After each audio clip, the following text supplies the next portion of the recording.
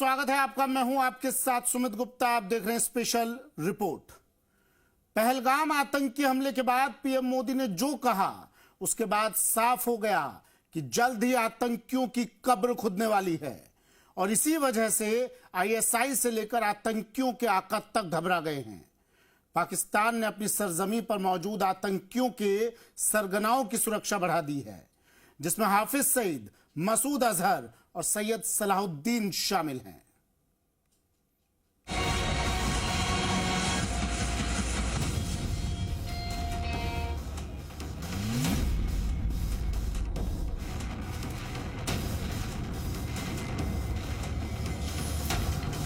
अब आतंकियों की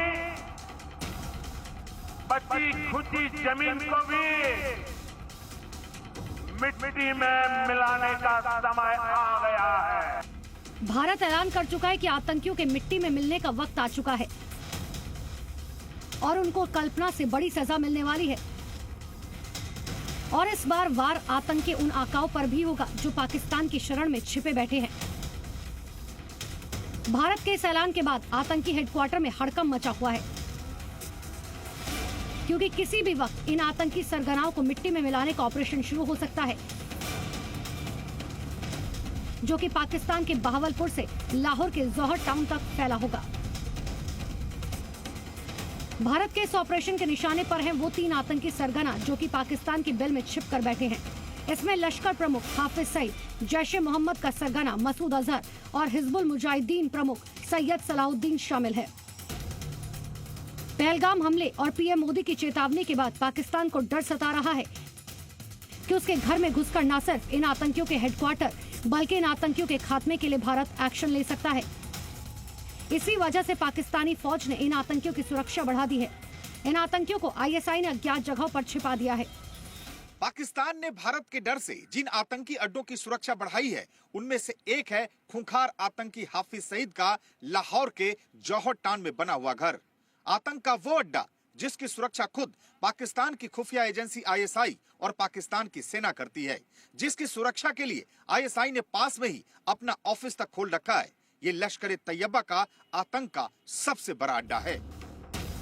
भारत के डर से आईएसआई और हाफिज सईद इतना घबरा गया है कि न सिर्फ उसे बल्कि उसके बेटे तलहा सईद की सिक्योरिटी दोगुनी कर दी गई है और पुलिस के साथ दूसरे बलों के जवान भी लगा दिए गए।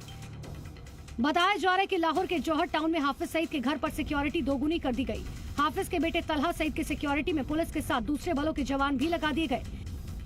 भारत के डर से बिल में छिपने को मजबूर ये वही हाफिज सईद है जो जी न्यूज को भी धमकी देता फिरता था और अब किसी चूहे की तरह बिल में छिपता नजर आ रहा है। ये जो एंकर इनके बैठ के कल मजे ले ले के खबरें बता रहे थे और झूठ पर मबनी हंसी आ रही थी इन सारी की बातों से, और तुम सबको जी टीवी वालों और इंडिया के चैनलों वालों, इंशाल्लाह तुम्हें पता चलेगा पाकिस्तान के फौजी जवान किस तरह इंतकाम लेते हैं, सर्जिकल स्ट्राइक्स क्या होती है। इंशाल्लाह हम तुम्हें पढ़ाएंगे, सर्जिकल स्ट्राइक्स भी हम तुम्हें पढ़ाएंगे। भारत के आतंक के खिलाफ ऑपरेशन में एक और जगह जो कि सबसे अहम है वो है पाकिस्तान का बहावलपुर। बहावलपुर वो जगह है जो पाकिस्तान में आतंक के सबसे बड़े अड्डों में से एक है। पाकिस्तान के बहावलपुर में जैश-ए-मोहम्मद का हेडक्वार्टर है और इसे जिहादियों की ट्रेनिंग का सबसे बड़ा अड्डा बताया जाता है। बहावलपुर में कई सारे आतंकी लॉन्च पैड और साथ ही साथ आतंकी ट्रेनिंग कैंप जो हैं वो सक्रिय हैं, जहां पर आतंकियों को हथियारों, विस्फोटकों और युद्ध की ट्रेनिंग दी जाती है। भारत का डर इस आतंकी अड्डे में इतना दिख रहा है कि जैश के मुख्यालय और मदरसों की सुरक्षा बढ़ा दी गई। इसके साथ ही कुछ आतंकी ठिकानों को खाली कराया गया। इतना ही नहीं, बहावलपुर के पास बॉर्डर में पाकिस्तानी जवानों की तैनाती बढ़ा दी गई। हाफिज और मसूद के अलावा हिजबुल के सरगना सैयद सलाहुद्दीन की सुरक्षा बढ़ा दी गई। सलाहुद्दीन पिछले साल अप्रैल के महीने में मुजफ्फराबाद में दिखा था, जहाँ वो एक आतंकी के जनाजे में गया था।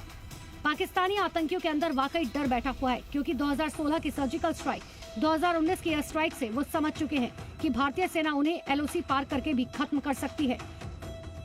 और इसी डर की वजह से एक आतंकी माफी तक मांगने लगे हैं और खुद को पहलगाम से अलग बताने लगे हैं।